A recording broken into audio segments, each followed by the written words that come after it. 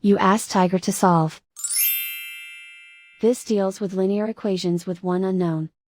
The final result is m equals 3/7. Let's solve it step by step. Simplify the expression. Group like terms. Simplify the arithmetic. Group all constants on the right side of the equation. Subtract 3 from both sides. Simplify the arithmetic.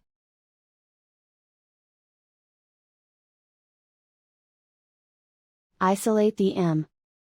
Divide both sides by -7.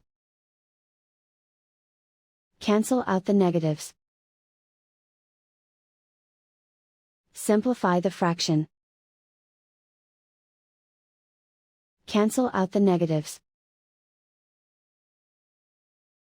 And so the final result is m equals 3/7.